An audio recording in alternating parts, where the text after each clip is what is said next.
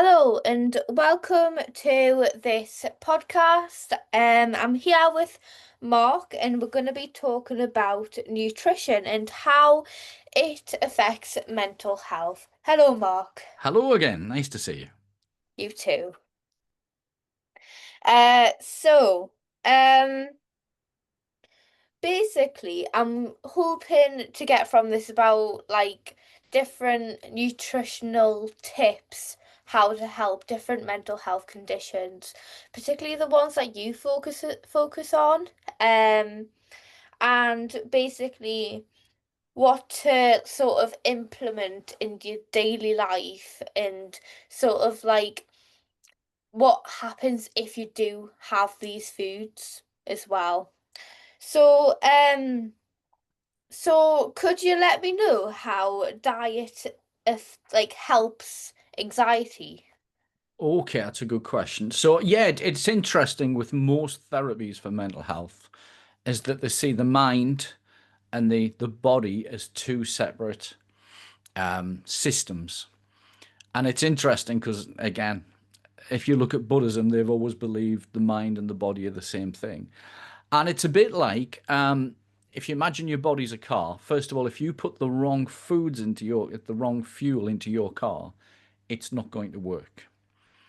And today, an awful lot of our nutritional information is usually brought to us by either GPs who've not studied nutrition, which is quite shocking, because my view is about 90% of illness comes from poor food or poor lifestyle, or we're getting educated by the companies trying to sell us food or supplements. So a lot of people have a lot of daft ideas about nutrition, and I do have a lot of clients who come in, and as I've mentioned before, we get most people tested to see what's going on with the system. And a lot of people will say, "Hang on a minute, I eat a healthy diet, but if we've got food intolerances, if the system's struggling, if the gut biome's not right, if the digestive system's not working at 100%, these can all cause mental health issues." So really, when it comes to diet, we need to have a large selection of food. And the information keeps changing, but now they're saying we need to have between 30 to 50 varieties of plants over a week.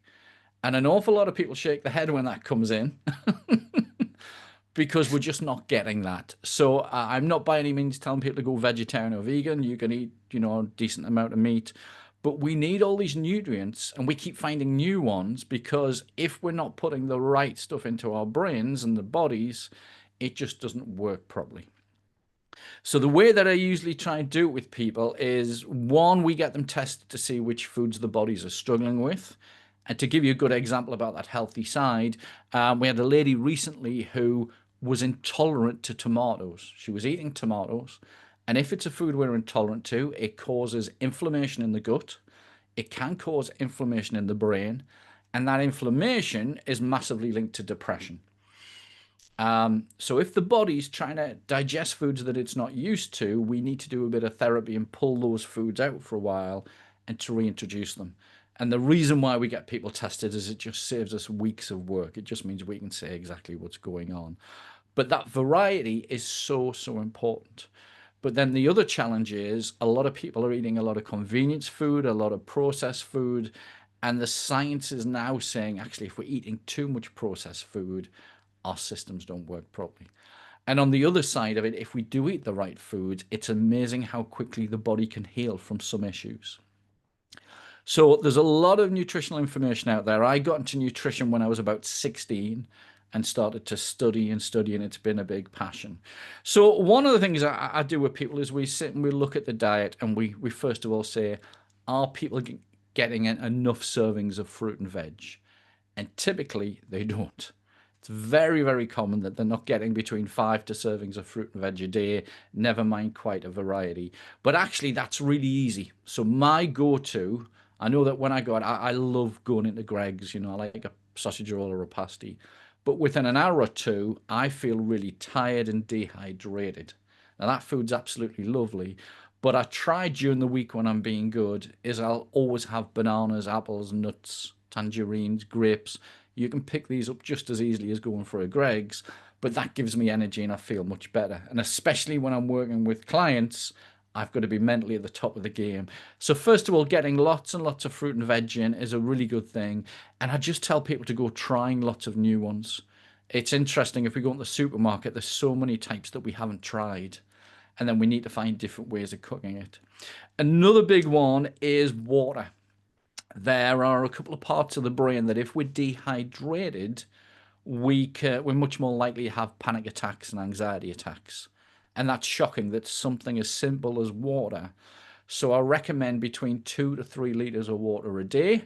If you're really active, doing a lot of exercise, we need to add more in there. And that's amazing how quickly that can calm people down. In fact, some years ago, I had a client came to me, very, very good businessman. He believed he had a sugar addiction because every Friday afternoon he would crave cake like you wouldn't believe. And this guy was really healthy and it was going against his core identity. But I noticed it was just he was getting stressed. So I just said to him, right, when you get to that state on Friday, before you go and get that cake, drink a liter of water and go for a walk. And that solved the problem like that. That stress and anxiety just went down. So that's important. However, there's some things we've got to be careful of. Now, lots of people love the coffee and lots of people love the alcohol, as I do. The challenge with that is those are both diuretics. They have a great trick. You drink one and you pee out two. It's brilliant. But we need to replenish that with water. And that really helps with mental health to get that down. And then other things we can do, one of my favorite ones to recommend is green tea. Now, green tea has thiamine in it, which actually is anti-anxiety. And just drinking green tea a couple of times a day really can calm people down. But there's all sorts of lovely teas. There's chamomile, there's fruit teas, there's herbal teas. And again, it's finding which ones you like. But I usually say try something 12 times because the taste buds can change. So if we can get mostly, if we can sort of 80% whole foods and lots of water, then I say then 20% of the time we can be naughty with the pasties and the pies and the alcohol and the coffee. And that seems to make one hell of a difference. But there's more and more studies coming in now saying this little nutrient or this makes a difference. And the other big one is fiber. Now, we're seeing a lot of people, and again, I might upset somebody here. We're getting a lot of clients coming in, and we go back and we say, what happened just before this all started? And we're seeing people going on low carb diets, carnivore type diets. And there are some benefits to doing that for a while. But we need fiber because it pushes the nutrients through the system and it pushes the toxins out. And if, we do need good carbohydrates, we need complete carbohydrates, not refined ones. But we find usually if people aren't eating enough of these, it causes problems. So another good example was recently we had a lady came in, and again, she complained when I mentioned the health test. She said, I eat a healthy diet. But we went through and we tested her, and the big one that came up for her was dairy products. Now, we pulled the dairy products out, or we fought with her. Eventually, she pulled the dairy products out. And she said just one night she was sitting there, and the anxiety and the depression just lifted up and disappeared. And she was back to work for the first time in 6 months. And it's funny that just one food could cause that problem, but if we're intolerant to it, which she was, it can cause all sorts of issues. And there's a bit of an argument over dairy products because there's something in there called casomorphine, which is a type of morphine, and that's why cheese is very addictive. And for some people, we just don't suit it very well. So it's finding the right foods for you, and that's why an individual health test works really, really well. The other big one that we sometimes see is gluten. Gluten seems to become quite a big problem lately for an awful lot of people. There's loads of different arguments as to why, but we do see that as a trigger for depression in a big way. In fact, it was quite funny a few years back. I was working with a guy, and I think he'd had depression for the best part of 30 years. And he was really down. It was really hard work. But when we got him tested and that gluten came up, we just said, right, now's the time to go gluten free. And he was amazed 2 weeks later that that depression was just lifting and he was feeling so much better. And then, of course, he thought he was all better with it. And what did he do? He went for a night out and he had a great big meal full of gluten. And then the next day he felt absolutely awful. So there's a couple of ways we can do it. We can either pull something out of the diet, notice how much better we feel over 2 or 3 weeks, and then try it again, or we can get people tested. And the one that seems to upset people is coffee. People absolutely love the coffee. I love the smell of it. The challenge with it is about half the population can't metabolize it fast enough. And the reason why it disrupts sleep is it's got a half life of 12 hours. So if we have a cup of coffee at lunchtime, half of that is still in the system at midnight and it can disrupt sleep. However, coffee can also be very good for people because some studies show it helps with the liver and it protects against some types of dementia. So again, coffee is one of the ones I say pull it out, notice how you feel, put it back in. But so many clients kind of beg me when they come and say, please, Mark, don't take away my coffee. That's really interesting because I'm quite a big coffee drinker. I love me coffee. I need a coffee every morning to sort of like wake up and feel like sort of a bit more awake, I suppose, especially when you've got a 9 a.m. lecture. And I've sort of got used to it. But a couple of years back, I actually went decaf. Right. Um, I still had coffee, but it was decaf coffee. It does still have caffeine in it, but less amount. But I still needed that sort of taste of coffee to sort of like say to my brain, right, I've had my coffee, now let's do some work.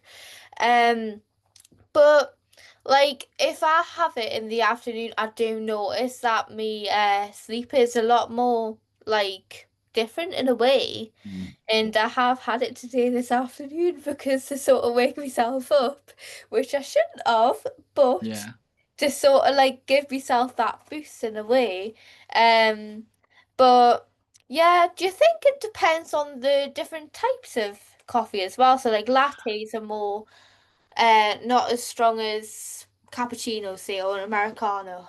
So certainly, so one side of it is coffee can be really good for mental health because people get up in the morning and they have that ritual and they enjoy that aroma and they enjoy the taste of the coffee. So that's the good side of it. The challenge is, again, it depends. 50% of people can metabolize it and 50% can't. And I do get a lot of clients say, hang on, I've drunk coffee for years without anxiety problems and now I do. And my answer is, well, we're all getting a bit older and our digestive systems get a little bit worse. So that can be it. But the other thing is, you've hit the nail on the head. Coffee varies from supplier to supplier. So one of the things is we've seen, and I'm not going to name them, there's a couple of really good coffee suppliers out there at the moment, the major high street chains, and the amount of caffeine in that coffee is huge. It really is. And for some people, that's all they need to do is to go to decaf. And as you said, it's not caffeine free. I was shocked years ago to learn that to decaffeinate coffee, you have to wash it out. And some of those methods aren't good. They used to use methylated spirits, which is very, very toxic to wash the caffeine out. So you've got to watch that with the brand you've got. And then they add so much of the caffeine back in to give it the taste. And that means that decaffeinated coffee can be reduced by about 30 to 70%. And for some people, that works really nicely. But for some people, again, sometimes by pulling that out and leaving it alone for sort of 90 days and slowly reintroduce it, it can reset the body. But coffee for some people can also be a food intolerance. And I know when I started studying nutrition, I was told, well, coffee is very acidic, so it can change the pH of the digestive system. Some of it can be very, very high in pesticides. They use a lot of pesticides. I've heard as high as 600 traces per cup, Oh which is wow. massive. But the other side of it is coffee is, for some people, and it's the same with sort of colas and fizzy drinks, is that it's kind of putting extra voltage. This is why it gives you that kick. It's like putting 1,000 volts through a 240-volt bulb, which means we do burn brighter, but we also burn ourselves out. Yeah. And again, this is very much down to each individual. So coffee's a funny one. Um, and a lot of people are intolerant to it as well as not being able to metabolize it. But it is beautiful stuff. I love the smell of it. Oh, I just love walking into the coffee shop, especially one near my uni because they've got like this coffee machine that Mm. is like one of those old style ones where it like you can hear it brewing. Yeah. That's just the most satisfying thing out my day. It's just Mm. like amazing. It just does wonders. It just like says like, ooh, damn me, spine. I'm just like, oh, I could just sit in there like hours on end. That's so Yeah, sad. I remember years ago, I used to zoom up and down the country giving trainings and going to trainings and doing all sorts of things. And one of the best bits was going to that service station and having that lovely black coffee first thing in the morning. But the problem was I'd usually have a second one later in the day. I'd come home and I couldn't sleep for 2 days. That's So really it's interesting. got Yeah. an issue. And but then it's interesting that green tea also has caffeine, but can calm Yeah. us down. So it's not just the caffeine, it can be the coffee as well. Yeah. With the green tea, would you recommend any times, like specific times of the day, or does it really just depend on the person? Usually I recommend drink it in the morning. Okay. So I'm a big fan of, I have a pint with two green tea bags.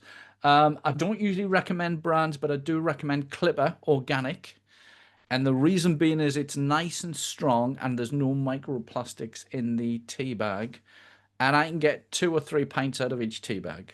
Whereas if I go for the cheaper supermarket brands, I have to use 3 or 4 bags to get a single pint. And I drink that warm and I drink it cold. And usually I'd say stop adding to that about lunchtime. But that works for me. There's other people I say are totally wired on just 1 cup in the morning. And again, it's that trying different things and notice what works for you.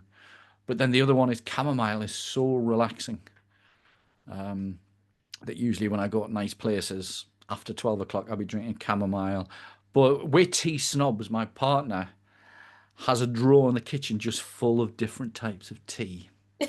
So do we. And it was really funny that when I was kind of younger, I tried a lot of these herbal teas and I just didn't like them. But then because I owned a health food shop for about 10 years, we'd get so many in and we just try different ones. And there's a brand called Yogi Echinacea tea, which is Ayurvedic. It's an Indian type of medicine. That is also really good for bringing anxiety down. But Oh, it's that's worth really trying. And it's really funny because some people just stick to tea and coffee. My parents would never try any sort of herbal teas, but I just like those different tastes. And it's not really my side, but my partner, if you've got a sore throat, there's a tea for that. We had a nasty flu last week, and she made this great big pot or something, and it just brought everything up really quickly. So you can use them all medicinally, which works really nicely. But a big part of this is you want that flexibility. Don't get stuck with the same foods or the same teas. It's all about trying new things. And I Oh, think we've definitely. all experienced people as they get older. They have the same foods on the same days and watch the same TV programs, and they bitch about how bored they are. Yeah, I always like trying new teas and stuff. It's like really interesting both to see sort of like the benefits if you see anything that it actually says on the packaging as well to see if it's Mm, true or not. So ones I tried immunity and it's supposed to be good, but like I suppose you wouldn't really see that outside of your body unless you see it like with your mental health. But on the other hand, there's like stress teas and like other things like that. Green tea's a massive one for making less inflammation as well in your body. yes. So when I was having that, I noticed like my face changing as well. Like I had like less acne and my whole face just sort of like drained itself. And it was really interesting to sort of see. And it was actually quite good as well. And I haven't drank it in a couple of weeks actually, and I've got to Yeah. start again. But It is interesting you mention inflammation because if we cause inflammation in the gut or the brain, we know that's very much linked to depression and other anxiety type issues. So things like herbal teas, especially fruits and vegetables, take down that inflammation like you wouldn't believe. The challenge is with teas and fruits and veg is because it's not a drug, people aren't allowed to make these claims because yeah. it hasn't been tested. It's like one of the most interesting things I came across was broccoli. If you take a bit of broccoli and you chew on it raw, it's really sweet. But all the chemicals in that broccoli mix together and they create something called sulforaphane. Now, according to the claims by Dr. Michael Greger and a lot of other people, that then runs around the body and it looks for inflammation and it takes it down. And in tests, they were dripping this broccoli juice on cancer cells, and the cancer cells would fall over and die. Now, you're not allowed to sell broccoli and say that it helps with cancer. However, the drug companies then went on and tried to patent broccoli, and they couldn't do it. But that is shocking that something as simple as a vegetable can do these things. So if you like teas, if you can find an old-fashioned independent health food shop, if you speak to the people behind the counter, they will tell you this one's really good for looking after the heart, and this one's really good for sorting out headaches, and this one's good for indigestion. And there used to be a place in Newcastle, you probably don't remember it, it used to be called Tea Sutra. And this was a lovely little Japanese guy who ran this, and he had so many different types of teas, but they all had different brewing times. So he'd have like a little timer. So when you got your tea, you turn the timer over and you'd wait 3 minutes. And he was really good that whatever health issue you had, he would give you a tea to help with that. And it's a shame that we've lost an awful lot of this sort of information over the years, but there's still plenty of people who are into this. And I'm nowhere even a student of this. My partner's really good at it. But yes, teas can massively change the mood, both in usually in a positive way, but then there's some other ones that aren't very nice. They'll do it in the other one as well. That's really interesting. You mentioned about alcohol before. I'm just interested in so would you say that depending on the alcohol, so like say if you have like a glass of wine compared to like vodka, would you say like there's like a difference in that sort of like a difference between like spirits and non-spirit? Yes, certainly. So alcohol is really interesting. As we mentioned, alcohol can dehydrate us, and that can change our mood. And again, as part of that intake assessment we do with clients, we ask them if their mental health gets worse after alcohol. And for some people, they can have a skinful and feel depressed next day, or for some people, it can just be a single drink. Now, again, we all react to different foods and drinks in different ways. So I love whiskey. Come from a big Catholic family. We always had whiskey at weddings and funerals. But I actually find whiskey makes me feel rather depressed the next day, and I can really notice the change in the mood. But other spirits don't. Some people can have a glass of red wine and have the most stinking hangover from a single glass, and then other people can drink a bottle and not have a problem with it.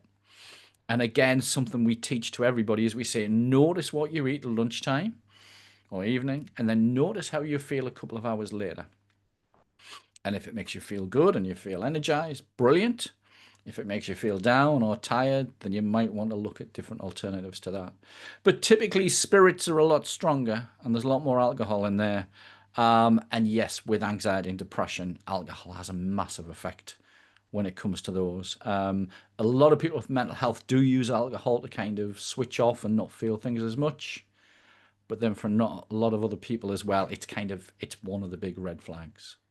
Oh, definitely. I feel as though with me, it sort of like increases that sort of thing the next day, whereas it changes my mood. Like even if I have like a couple of glasses, it's like sort of like total different. Like because I don't drink often, hardly ever, Mhm. but like you do notice a difference in your mood when you do, and Yeah. I find it really interesting how like an alcoholic drink can change your mood sometimes dramatically, depends on the Hmm. person, but also like even there's like research to tell people like when you're feeling anxious, like to not drink basically Mm. because it can make you more anxious. Mm. But some people use that as a coping mechanism. So I find that interesting too. It also can massively affect your productivity. So again, with the health food business, our busiest day was always a Monday. We'd have Sunday off. Monday, we'd have more orders to go out than any other day of the week. But if the lads in the office had had a really good weekend, we would get far less parcels out than if they hadn't. And it was just that's an interesting thing. It's the same years ago with one of the business I had. I used to go out and I used to put leaflets out to promote the business. And I could get through that 1,000 leaflets far quicker if I'd had an alcohol-free night the night before. Yeah. But it doesn't just happen with alcohol. Food massively affects the mood.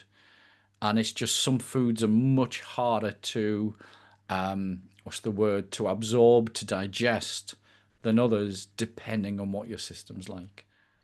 Would you say more carby foods can make you more tired as well and more drained? Well, this is depends what you mean by carby food. So if you take a whole carbohydrate, that shouldn't be a problem. But if you take wheat, for example, just that process of processing the wheat into flour and then baking it can be a lot harder to digest. In So fact, I would you remember, say like if you had like, I don't know, a pizza on like a night out, say, or something like that, yeah, uh, would you say like the next day it could like change your mood or certainly, certainly. So yes, a great example is I love Chinese food. And a few years back, it was my dad's 80th birthday, and we hadn't done this for a while. We went and we got a lovely Chinese takeaway. And within a couple of hours of eating that, I felt dehydrated. I felt rather depressed. But then the following weekend, we had Chinese food, but I made it. And when I make food, it's much cleaner. And that actually gives me energy. So, one of the things you've got to watch with a lot of processed and junk food is there's too much sugar, there's too much fat, there's lots of salt that makes us dehydrated. One of the ways to negotiate that, because we don't tell people to be good 100% of the time, I usually say 80-20, is just having maybe like a side salad before that pizza yeah, or a piece of fruit can really help. But yes, certainly refined carbohydrates do cause a lot of problems. I mean, a great example is if we go for a Chinese again and we have a Chinese meal with white rice, well, what happens is we stuff ourselves full of food, but then people regularly feel that they're hungry half an hour afterwards when the belly still hurts. And the reason being is when we have white rice, it spikes our blood sugar. The body then produces loads of insulin here, but it produces too much and then it brings it down and we have a crash. So whenever we're spiking blood sugar up and down, that has a major effect on mental health. And this is why we say to people, do have dark chocolate. Dark chocolate's full of nutrients. It's really good for us. My rule is I have 2 large squares a day, but dark chocolate 85 is lower in sugar than if I was to have that regular milky type chocolate type thing. And again, you've got to watch that milk's also full of lactose, a type of sugar, and this can make a difference. And this is why children, when I used to do mobile discos, the kids would all come in and have the sweets and the cola, and then they'd run around like a loony and have a really good time. But it also massively affects the behavior. So different definitely. foods work in very different ways. The other one that I warn people against are artificial sweeteners. Now, we were brainwashed for years. I used to have this all the time with a health food shop that artificial sweeteners were better than sugar. But if we were to take a regular can of cola, the non-diet one, if you pour that on the bonnet of a car, it will take the paint off. It's that acidic and it's very neurotoxic to the brain. But if we were to take the diet cola and pour that on the back of the car, that will take the paint right down to the metal. Oh, Now the artificial sweeteners have another problem, and is they're also known as vasoconstrictors, which means they take your blood vessels and they cut off blood supply to parts of the body. They're also very neurotoxic, and every year we get lots and lots of kids brought in who've got behavioral problems or anxiety. And when I say, come on, how much of this fizzy drink are you drinking a day? And the parents usually say, oh, not much. Just a can of that toxic, artificially sweetened stuff is far worse than the regular full fat sugar. And this is a major effect. If you cut off the blood supply to any part of the body, especially the brain, that can really affect the mental health. But again, artificial sweeteners, all these colorants, all these E numbers really seem to have effect, and some people are far worse. So if we look at neurodivergent people, for some of them, just a small amount of colorant can send them off the planet, or they can't focus properly. So again, it's lovely to have these things, but we work really hard to clean up the diet. Water is absolutely fantastic, and within a couple of weeks, people actually, I went on a 2 week green juice fest 1 January to lose some weight. And it was really funny because when I came off it, first thing I had was a bag of crisps. And I'm going, Why's that got sugar in it? Why would they put sugar on a ready salted crisp? And they do this Yeah. on oven chips and an awful lot of foods, and it's because it's addictive. These Yeah. food And it makes scientists, people want the food more as well. yeah. So these food scientists are purposely making foods that we're going to consume more of. In fact, a certain burger chain cover their chips in a batter of sugar and fat because you'll eat it and it makes you eat more. So they bring you in with really cheap food, and then if you've got a huge downside cola, and it's kind of people think now that's normal. And Yeah. it's not good for health. And in fact, there's been studies in the States where they've taken people off junk food. They take them out of the desert to some center, take them off junk food, and psychiatric patients start to reduce the medication. The behavior gets an awful lot better from this overly processed. And the Americans are really bad with this. You know, they get up and they're having pizza for breakfast and pretzels and bagels. There's so many studies now. In fact, there's a brilliant book called Wheat Belly that talks about how bad wheat can be for people. And it's not Oh, the same wheat we used to have 30 or 40 years ago because it's been modified. So certainly all sorts of foods, especially refined carbs, can really affect how we feel and how we act.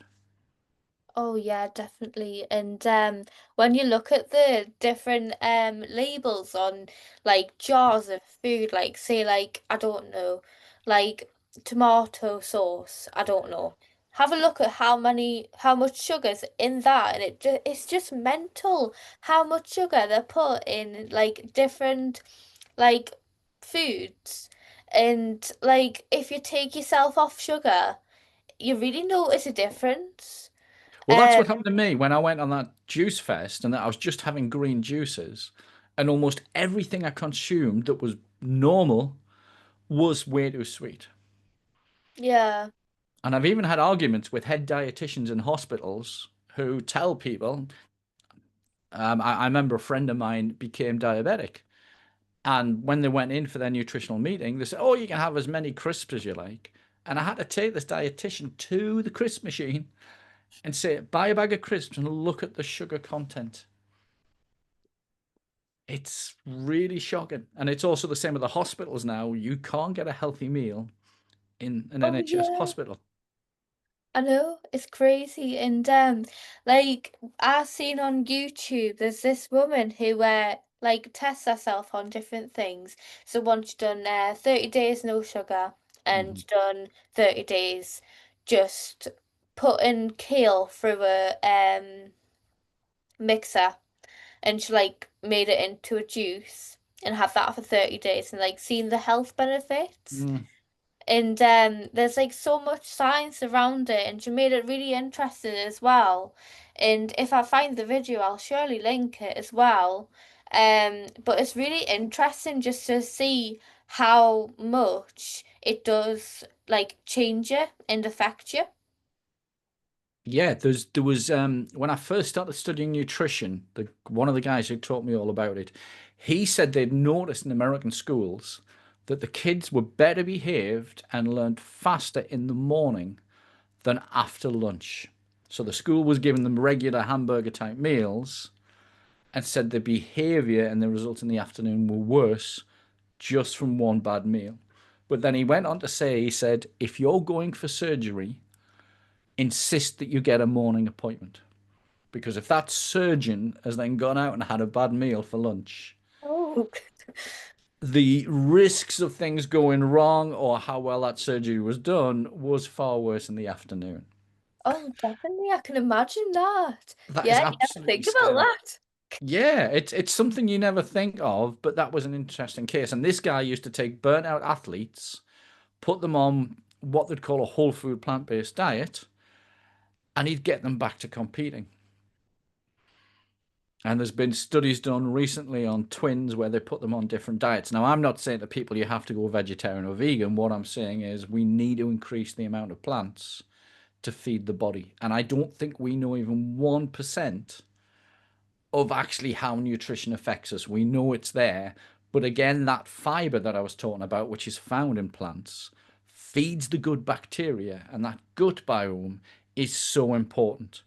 And it's almost like there's a computer program. In fact, this is really icky. In America, they're doing this thing called fecal transplants.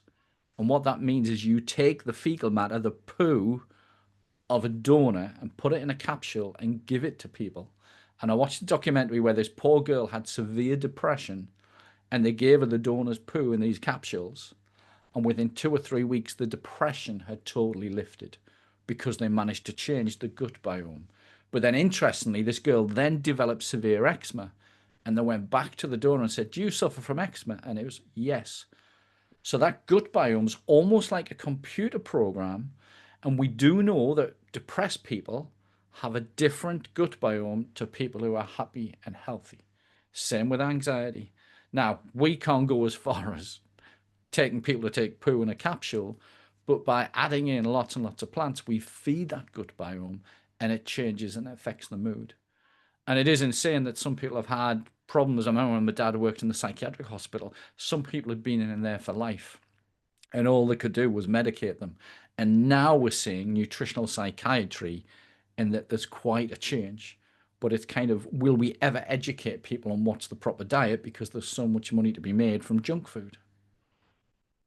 Oh, definitely. Would you be able to explain a bit more about how processed foods could affect people?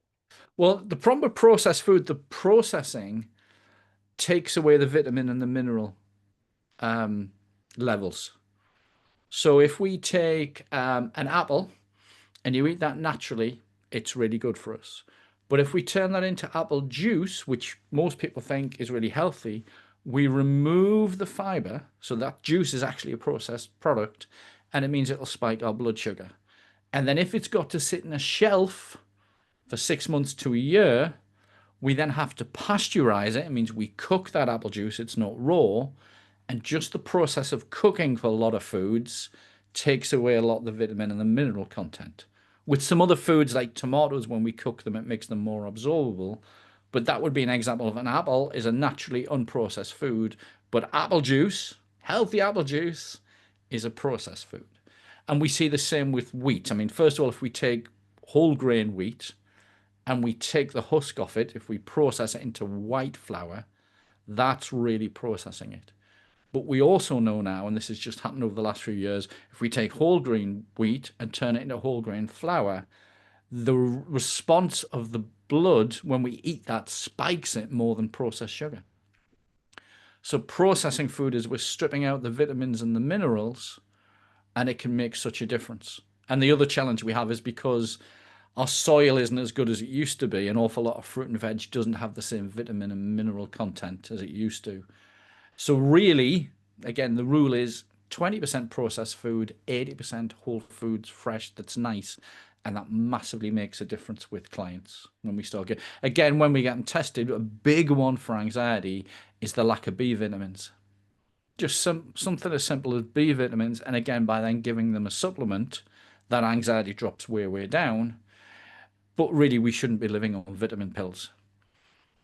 Yeah. I mean, the other one is vitamin B12 is actually created by bacteria in the soil known as microbes, and that looks after the whole nervous system. But sadly now we wash our fruit and veg. Do you remember when you used to go to an organic store and you'd see bits of soil on the fruit and the veg to make it look authentic? Well, because we're Yeah. now clinically washing that fruit and veg, we kill off the microbes and that causes problem. And it's the same with meat. If the animal is eating that fruit and veg that's kind of being clinically cleaned, they're not getting the B12 in the system where we naturally get it from. All So right, that's really processing interesting. food is such a big thing. And it is quite shocking that when you speak to some people, all they live on is processed food. Oh, I know, and it's a lot more. I would say that it's a lot more easy to just to grab and go, really, as well. Because life's got busy and both parents are now working, um, we're sort of buying stuff in, we're frozen, all this sort of stuff. Nothing wrong with frozen food, but it depends how it's been processed. But we do need fresh fruit and veg, and most people I find don't cook these days. That nobody taught me to cook. I kind of learnt myself as I went along when I changed my diet. But we all need to cook from scratch. We do Yeah, need that sort of fresh fruit and veg. And once you most learn to do like it, it's really quick and it's dead easy to do. I can cook up a really good meal in sort of 20 minutes and quite often a batch prepare. So some ideas for this is where people struggle, is usually 1 day a week I'll batch prep a load of food for the week. And the first thing I do is I've got a great big plastic salad box. I'll just get the food processor and I'll put a load of salad in there. And it just means I can put that into a tub and take it to work, or I can use that as the first meal of the day. And I can add loads of different things to it, changing it every day. So that will usually last me 5 days. I quite often make a lot, especially in the colder months, I make large bowls of soup or large pans. Again, this is really, really cheap, but it's a meal, and then I can slightly spice it differently each day. And we can do curries and chilies and all sorts of stuff that last 2 or 3 days. And we seem to have lost the art of doing that. Definitely, and it makes it a lot more economic to batch cook as well. Because it both saves time and also money, really. Because you can just dedicate one day in the week just to batch cook loads of meals throughout the week, and you can literally just grab and go, basically, like you would normally would, say, like a microwavable meal from a shop. Yeah, yeah, it's really easy to do. I think I spend 2 hours on a Sunday typically just batch prepping, and that saves me loads of time during the week. Yeah, it's great. Um, would you recommend any type of diet for helping mental health? So again, it depends on the individual. There's a lot of evidence to say the Mediterranean diet, that's high in fruits and vegetables, is really good for people, and that's probably the closest one. There's also the whole food plant-based diet. Now, again, I'm not telling anybody to go vegetarian or vegan, but those whole food plant-based foods work really well. Some of the things that are causing a problem are diets too high in processed fat. So if we look, a lot of people would argue, but if we look at the Mediterranean, they take freshly squeezed or pressed olive oil and they'll drizzle that onto the food. But over here, we make a mistake. It's been bottled. It's usually got quite old as it comes over. It might have had chemicals added to it to make sure it doesn't smell stagnant, but we cook with it. And cooking with an oil makes it dangerous. We know that it kind of clogs up the arteries, both in the body and the brain. And there is a link to Alzheimer's and dementia with too much processed oils. So Mediterranean diet's really good, fresh olive oil's really good, but anything that's processed. And again, Mediterranean diet's full of fiber, works really nicely. It is interesting when we get clients in that that they argue a little bit when we start to change the diet, but then when they start to eat whole foods, they start to feel better, and the more they feel better, the more they do of it, and then they refine the diet again and again.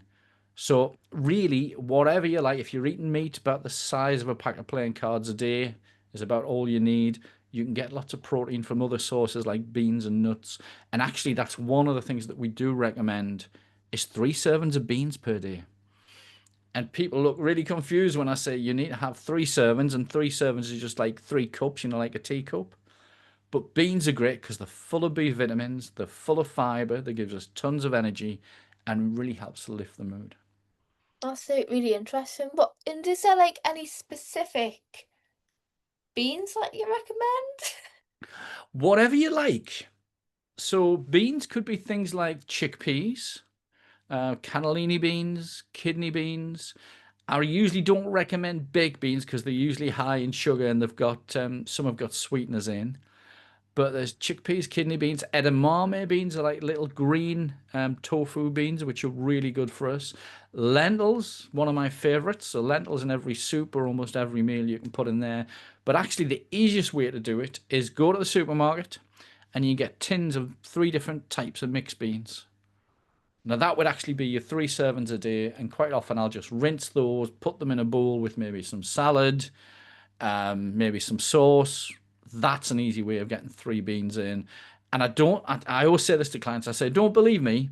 Go and try adding 3 servings of beans to your meal for 2 or 3 weeks and notice how much different you'll feel. Oh, Um, definitely. And it's sort of like your taste buds sort of change as well if you like implement sort of healthier foods in your diet as well, such mm. as like salads and stuff, because your taste buds sort of like change with sugar. If you have too much sugar, then your taste buds get used to the sugar Yeah. and how nice it tastes. And like to sort of change that over 2 to 3 weeks, Mm. it will change sort of like your taste buds as well. And do you know why that happens? Tell It's me be anyway. it's Yeah. because of the gut biome. If we constantly feed ourselves sugary foods, the gut bacteria change in the gut, and we've got the bacteria that love the sweet foods. And one of the challenges when we eat too much sugar is we increase our candida levels. Now, candida is a type of fungusy mushroom type thing that lives in the gut. It's meant to be there, but if that becomes too high, that can also affect mental health. For some people, it can cause addictions, it causes depression or anxiety. So we think the ratio is 80% good bacteria in the gut and 20% candida. But typically, if we're having artificial sweeteners, that messes up the gut. If we're having the sugars, and again, that gut biome is a program for our mental health. And sugar massively does affect. I mean, it makes us tired, it makes us grumpy. It's great at the time, but that processed sugar works very different to sugar in an apple. So Yeah. again, that apple as it is, with all the fiber and the phytonutrients, work really nicely. But turn it into a juice and it spikes your blood sugar like you wouldn't believe. Oh, definitely. And also, I've heard that if you change, like having like chocolate, say, to like carrot, then it's sort of like with the crunch of the chocolate, it sort of makes the brain have the same endorphins and hormones released as well as the carrot. So it's much better having the carrot. Yeah, And like I'm yet to try it because I'm waiting till get my braces off. yeah, But at the minute I have been having boiled carrot because apparently right. it's supposed to be really good in the morning with different like hormones and stuff. So it's really interesting to like implement different things in your life and sort of like change the way like say like having like chocolate instead of no carrot instead of chocolate mess Hmm. that up there. It can't be yeah, but it's like sort of like depending on like how much moderation as well because everyone likes a piece of chocolate now and again. Yeah. Well, so we recommend 2 large squares of chocolate a day. It's so full of nutrients. It's really good for the mood. It helps keep the arteries flexible, and there's a lot of nutrients in that chocolate. But there's differences in chocolate. I think now in Europe, a lot of our chocolate bars are now being classed as candy because the cocoa content's coming down and down as that's becoming more expensive. But so one of the things my partner Mel does is she takes a load of chickpeas and they're cooked and she blends them up and she adds dark cocoa powder to it. And then she'll sweeten it with something like dates. Dates are naturally sweet. She'll blend those up. Now that makes the most gorgeous chocolate dessert that everybody I've given it to loves, but they'd never think of making a dessert out of chickpeas. Oh, definitely. And then You the don't more you really do it, as you say, your taste buds change. And it's really funny that some people, we've had some clients come in, have gone 100% whole food plant based from having the worst diet under the sun. And the other thing in the Northeast, we don't have the best reputation for eating the healthiest diet. especially with everyone recommending Greg's. Well, Greg's is really good, but I remember years ago I had a client came in and all he ate was every morning he had a huge bacon sandwich. And then for his lunch, he was having pasties or pies. And then in the evening, he was having a sort of semi-healthy evening meal cooked by his wife. But when we got him tested, his nutrients were so low, it was unbelievable. And so I went through our usual thing. We gave him the coaching. And then 11 o'clock that night, he actually rang me up and said, I've just had pita bread and hummus for the first time. And it's beautiful. Why have I never had this before? It's lovely when you make hummus on from scratch as well, because again, that sugar content that you normally find in the supermarket one, like if you make it from scratch, you know everything what's going in it. Mm. That's the thing.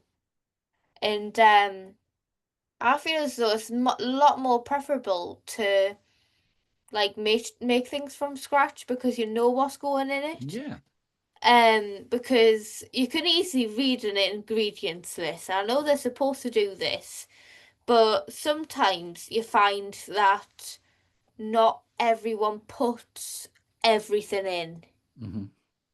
and you technically don't know what you're having in your microwavable lasagna, or I don't know, your even a carvery from a pub. Like you Yeah. don't know what's actually going in it. That's the thing. So when you make things from scratch, it's a lot more better, both mind and for your body too. I think the challenges with processed food is that system wants those products to be able to stay on a shelf without going out of date as long as possible. In fact, when I had the health food store, one of the major cereal brands rang us up and said, "We want marshmallows that are suitable for everybody, including vegetarians and vegans, but it needs to have a 2 year shelf life on it." And the ones that we were stocking only had a 30-day shelf life because they were healthy. And I had to turn around to this company and said, "I cannot supply you with something like that because the amount of preservative can cause a problem." And again, when we get people tested, we test for E numbers, colorants, preservatives. And thankfully, in America now, they've realized this is causing a problem, and they're making all the big food firms move a lot of the colorants out. But those colorants are made from petroleum. Whoever thought that petroleum products were good for us to eat? They can That's run your really car, but it's interesting. crazy this way. And again, this is what I was talking about. The educational side of nutrition is where's it come from? There's so many brands of cereal, for example, that people are told this is whole grain, but it is a processed product.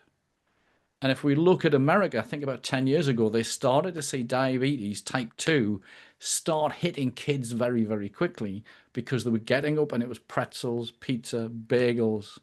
It was just way too much wheat, processed wheat, than rather getting up and having fruit and vegetables and nice healthy foods for the day. Oats are a great, great product. They're kind of processed, but they're really good for us and help us to balance our sugar levels. So the choices are always out there. And one of the things that we try and teach people is we say, okay, if you make a meal, what is it you could do to make this a little bit healthier? And it's very, very simple because, as you mentioned, carrots before, you might want to chop up some carrots, maybe have that with some hummus. You might want to put some cucumber on the side. You might want to put a little side salad. Just little changes rather than cutting things out can really improve the nutritional value of any meal. And it should That's be simple. Food should be enjoyable and it should be easy. But we've just got too busy and watched too much telly and spent too much time on the mobile phone. definitely. And I've heard that chewing gum increases concentration levels. What's your views on this? So sadly, every chewing gum I found in the UK is absolutely full of artificial sweeteners. And of course, when we have an artificial sweetener, it causes that insulin response that the body produces, the digestive enzymes, it produces insulin, but the sugar never turns up. And the body gets confused. And some studies are saying that we then store whatever we eat next time 20 times more than if we'd had the bad processed sugar. I've not seen any studies to say it helps with concentration. Okay. Used to just give me jawache. So yeah, it would be interesting to go and study that to see if it does help. Yeah, Um, I'll even send you a couple of links on my thing that says about that as well if you would like. that'd be interesting to see because I'm always looking at the latest studies. This is interesting as well, and that I keep bumping into professionals who were trained in nutrition, but their data is 20 years old. In fact, when I first got into nutrition, Dr. Joe said to me, the NHS is using data that's 30 years out of date. It's got better. We're now 17 years behind. But that's shocking that we discover something with food and it takes 17 years before the NHS take note of it. And food is changing so fast. So some of the things that can really help. Newcastle University did a study on rosemary. Just by smelling rosemary improved the exam results of students. Oh, I might try that myself. Yeah, just the smell of rosemary oil, it seems to improve it. And that was done by Newcastle University. Um, Things like, now that here's an interesting one, flaxseed. This is like, they look like little grains of rice, but you get them milled and we need to keep them in the fridge. Flaxseed, just a tablespoon of that will beat the hell out of fish oil. So it looks after your brain, it gives you all the omegas you need, it looks after your joints, it looks after the heart, it brings your cholesterol down. And there's studies on nutritionfacts.org that show this. And it's far better than fish oil because fish oil's cooked. And that's one of the problems with oils. When we cook with them, they become dangerous. And sadly, now this is very borderline and we need more research, there is now a link between fish oils and suicide rates. Oh, wow. But flaxseed or linseed, just milled, just a tablespoon of that per day is so good for mental health. It's unbelievable. That's really interesting. And would you say that cod liver oil has sort of the same effects as flaxseed, or would it be the same as fish oil? If I was to make a choice, I would say leave the cod liver oil alone. Now, Okay. I don't know if you've seen this in the news today, but Chris Packham and somebody else are screaming saying we now need to shut down the fish farms in the UK. All Because right. what happens is when we farm fish, is they feed them antibiotics, they feed them growth hormones, but because they're in the sea in a netted area, these growth hormones, colorants, and everything else they're putting in, then what's the word, pollutes the rest of the sea. And in fact, when I started getting into nutrition, the one thing I was told was don't touch fish. Now, we had loads of studies when I had the health food shop that cod liver oil and other oils were really good for us, but there's high amounts of mercury in all of the seas now, which is a shame because if you look at Japan, if you look at the blue zones where people live to be 100, they're usually eating fish. Now, there's a documentary about this on Netflix where they take this fish expert from Japan and bring her to London, and she looks at the fish and she says they're very, very diseased, they're full of parasites, but we also know there's mercury and other heavy metals in there. Now, we do know, and this is something we test for, that heavy metals that can store in the brain and the soft tissues can cause mental health issues. And it's a shame because fish used to be one of the healthiest products, but now it's become quite polluted. So I would say leave fish oil alone because there is a risk unless you can get it certified to be heavy metal free. But flax oil works out way cheaper. I think I can get a little bag of flax seed, which is organic, for about £3 or £4 for a 6 month supply, where fish oils as a supplement are very, very expensive. But again, Yeah. you've got to watch. Marketing is a very, very powerful thing, and that fish oils were marketed like crazy. The other one that's overdone is protein. So many places saying protein this, protein that. And in America, they're having a huge problem with chronic kidney disease because they're having too much protein. Oh. Would you do you know them shakes that people have for protein and like going to the gym, for example? Would you sort of recommend them or not because of the No, protein? so I am trained as a nutritional therapist. And I'll tell you a lovely story. When we had the health food store, at one point we were located next to a police depot. And these great big policemen came in and said, can you get us a few tubs of this stuff? And I looked at it and it was whey powder, which is a byproduct of the dairy industry. And a lot of people struggle to absorb it. But a lot of personal trainers, and I've got friends who do that, will argue. It is a source of protein, but it's not easy to absorb. It also included loads of caffeine, artificial sweeteners, and loads of sugar. And these guys told me that they felt high when they took this before a workout. And I refused to order this brand in. It was really poor quality. But I did say to them, if you keep consuming that, you'll be back within a year with a wrecked digestive system. And within 6 months, all three came in and said, no, we just can't keep food down. We're feeling awful. So protein is really important. We don't need as much as people are making. 3 servings of beans a day for most people is more than enough. But those drinks really are the marketing and they're a waste of time. And they're usually loaded with caffeine and artificial sweeteners. And quite often we do see clients, I think almost weekly now, who've just got a wrecked digestive system from trying to take too much protein powder. Would you say the same sort of thing as them slim fast milkshakes or So I have come across, I've not seen Slim Fast for years. I don't know if they still do it. yeah, they sell them in certain shops. I've seen them before, but yeah. Yeah, so I have had clients in the past, again, who had digestive issues. A lot of these products that say low sugar, slimming, weight loss, again, loaded with artificial sweeteners. And there's a lot of studies to say it causes us to gain weight. It doesn't help us to reduce weight, as they said. There is a caveat with that. There's something called stevia. Now, stevia is a natural leaf that was actually legal in this country till a few years ago. And if you take that and you granulate it, it's very, very sweet. It's much sweeter than sugar. But the stevia we see today that's in these things isn't the same product. It's been modified by Coca-Cola. Oh, Because they've modified it, they can patent it and sell it off to every other soft drink producer. So typically those diet drinks, there are some good ones out there, but those diet meal replacers, it's not my way of losing weight. There's a lot better ways to do it. And I'd imagine they're actually really dying a death at the moment because so many people are using these weight loss jabs. yeah. Yeah. And there's also healthier ways to lose weight because as soon as you stop these milkshakes and stuff like that, you can easily put it all back on because like you're only allowed one meal of the day and then have two milkshakes. But then once you stop having these milkshakes, you're bound to put more weight on because you've stopped the milkshakes and eaten proper, better meals for yourself. So there's 2 points I want to make there. So quite often people get an illness. Let's say they get a thyroid problem. They go off to the doctor. The doctor doesn't look at why they've got a thyroid problem. But if it's low, they give you a medication to push it up. And if it's the other way around, they get it to push it down.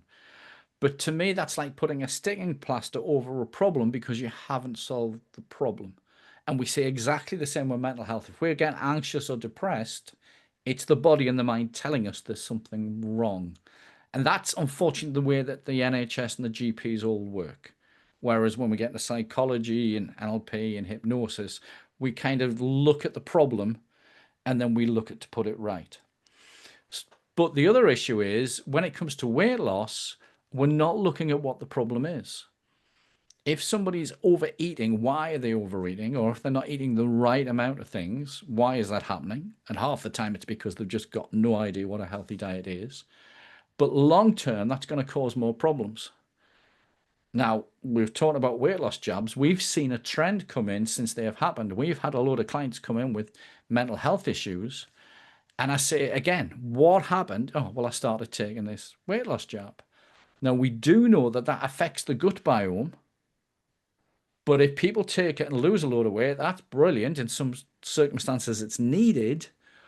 But then what happens is when they come off them, that weight just piles back on. So that isn't a solution to the problem, but it makes a lot of money for the drug companies. Yeah. Yeah, that re really makes sense, and that's really interesting to know as well. Um, so thank you for joining. Welcome. And so thank you for everyone who's listened today. And if you've got any questions, you can leave it down in the questions in my podcast, or you can go on to other social media platforms. But if you want it more private, then you can directly message us or email us at helpvision216@gmail.com. And if you want, you can um say your contact details as well. Yeah, so certainly you can look at our website, newcastle-hypnotherapy.com, which is for general hypnotherapy and NLP. We've also got Escape Anxiety Now, which has got a free anxiety relief pack, which has hypnosis and breathing exercises. And also, if you drop me a message when you go to Escape Anxiety Now, we've just created this. We've got a gut health cheat sheet for mental health, which gives you 10 different tips of how to improve your gut biome cheaply and easily without spending a fortune on pills to improve your mental health. So if you go on there and just drop me a message via text, I'll email that straight out to you. Okay, great, thank you. And I'll surely put that in the description as well so people can find it easier as well. Thank you. Great. Thank you for listening, everyone. See you again later.